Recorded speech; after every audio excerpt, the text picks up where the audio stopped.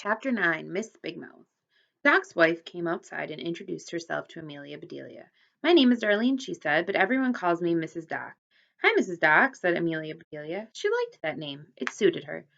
I invited your parents over for a fish fry, said Mrs. Doc, so I'm glad you did your part and supplied the fish. Mrs. Doc put a huge cast iron frying pan on the grill. Then she set up a fish frying assembly line with the girls. Amelia Bedelia took a piece of fish, rolled it in flour with a bit of salt and pepper, then handed it to Audrey, who dipped it in a bowl of egg and covered it with breadcrumbs. Then Mrs. Doc slid it into the pan, where it sizzled until it was golden brown. As the last pieces of fish went into the pan, Amelia Bedelia's parents arrived. What a lovely surprise, said Mrs. Doc. I'm tickled pink that you're here at the lake. Don't say tickle near my dad, warned Amelia Bedelia. He might do it. Fortunately, her father had his hands full. He was carrying a salad, while her mother brought her easy breezy appetizer that everyone raves about but takes no work at all. Mrs. Doc took one bite and said, This is awful good. Awful good, thought Amelia Bedelia. Does she think it's awful or good? It can't be both, can it? You've got to give me this recipe before you leave, said Mrs. Doc. It's really so yummy. We'll probably take off on Saturday, said Amelia Bedelia's father, so we can have a day to get back to normal. Impossible, said Doc. You can't leave Saturday. That's the day of the fishing contest and the crowning of Miss Bigmouth. Amelia Bedelia could not believe her ears. You could get a crown for having a big mouth? I know a bunch of girls in my class who could be Miss Bigmouth, she blurted out. They can't keep a secret for 5 seconds before they blab it to everyone. How do they decide which girl has the biggest mouth? Young lady, said Amelia Bedelia's mother, don't be rude. But but Doc and Mrs. Doc couldn't stop laughing. Amelia Bedelia, said Doc, we're so glad to have you next door, even for just a few more days. The big mouth isn't on a girl, Audrey explained. It's on a fish, bass. Some people call it a large mouth or a wide mouth. These days, they usually just call it a big mouth. Sounds like an excuse for a beauty contest, said Amelia Bedelia's mother. She didn't look one bit pleased. We don't need to stay for that. Oh, it's a big honor in these parts, said Doc. And skill is involved in the fishing. If it was easy, they would call it catching instead of fishing. Whoever lands the biggest bigmouth wins $500. Amelia Bedelia's mother tilted her head. The winner of the fishing contest could be a man or a woman, right? She asked. Has Miss Bigmouth ever caught the biggest fish? Not yet, but maybe she will this year, said Doc. I'm going to win, said Audrey. That's why I've been practicing every day, and I'm counting on having Amelia Bedelia in my boat to bring me luck. Speaking of fish, said Mrs. Doc, supper is on. That night, Amelia Bedelia worked in her journal before going to sleep. She had lots to write about. She taped her fortune onto the blank page. Learn to fish, and you will never go hungry. She decided that if she had had an older sister, which she knew was pretty much impossible, she'd like her to be like Audrey. Would Audrey like a younger sister just like her? And what was Audrey going to do with her $500? Chapter 10, Life at the Lake. Amelia Bedelia and her parents adored the cabin. Every day, her dad talked about hopping in the car and roaming around, but there were so many fun things to do right where they were. Amelia Bedelia spent most of every day in the boat with Audrey. The good thing about fishing is that it leaves plenty of time for talking. They talked about school and friends and parents. They talked about movies and TV shows and books and animals. The biggest difference between them was that Audrey had a cat and Amelia Bedelia had a dog. And Audrey was older. But that didn't seem to matter at all. Talking about finally made Amelia Bedelia miss her, so she wrote a postcard to Diana. Hi, Diana. Thanks so much for walking finally. I miss her so much. Today I saw a dog with really long hair. They said it was a Russian wolfhound, but it was in no hurry.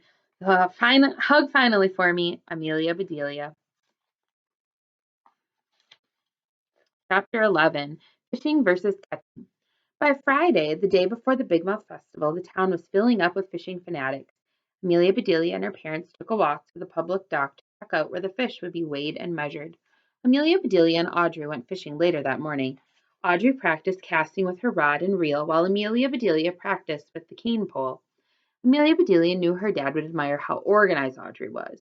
She was a planner, with a checklist for everything she needed or might need. Her tackle box was filled with lures and spare reels. Audrey even had a strategy.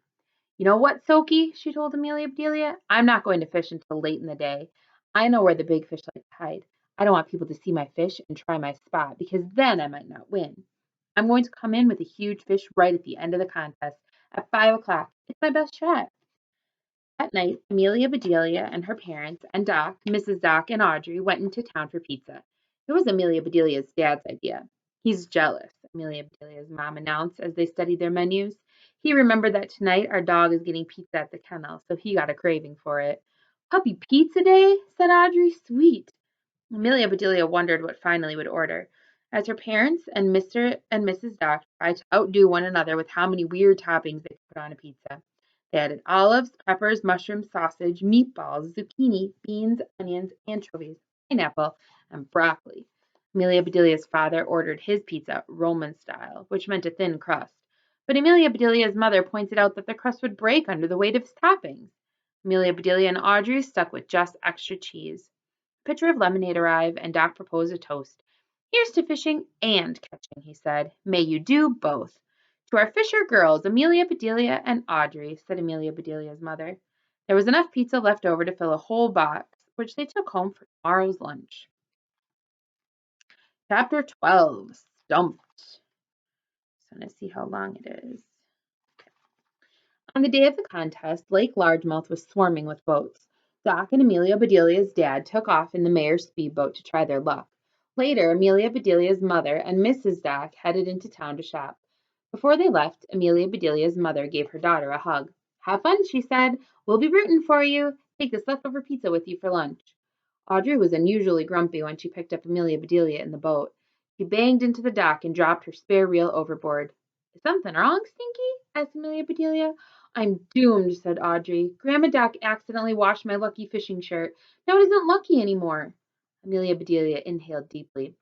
Yes, that amazing aroma that had hung over Audrey in the boat was gone. But you're really good at fishing, she said. You don't need luck. She stepped into the boat and sat on her favorite perch. Fishing is mostly luck, said Audrey. They headed out full speed ahead, but they didn't get very far. Bang! The engine conked out. Oh no, said Audrey. What was was that what I think it was? That's when Amelia Bedelia remembered the stump that Doc had warned them about. I can't believe this is happening, said Audrey. She tried to start the engine, but it was dead. She was close to tears. I planned for everything. Oh, why did Grandma Doc have to wash my shirt? We have oars, said Amelia Bedelia. We can row. But it'll take too long, said Audrey. The contest will be over before we get to my spot. Amelia Bedelia felt terrible. She should have remembered about that stump. If she could have kicked herself, she would have kicked herself. Amelia Bedelia thought for a minute. I know, she said. Let's fish right here. There's nothing here, said Audrey, unless you want to catch that stupid stump. But Stinky, Amelia Bedelia said, didn't you tell me that bass like to hang out by tree roots? A stump that big must have hundreds of roots.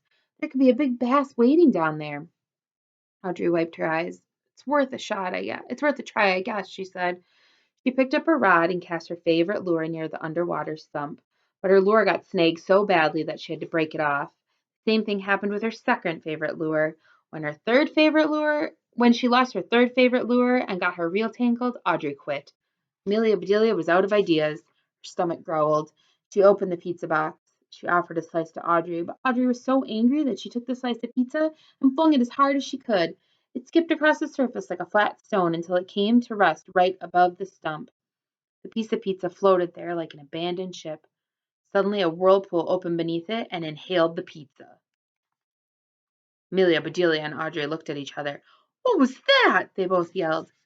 That, said Audrey, was a ginormous big-mouthed bass. Her eyes lit up, and she grabbed her rod. Oh no, she said. I'll never untangle this reel in time. Amelia Bedelia picked up her cane pole. Try this, she said.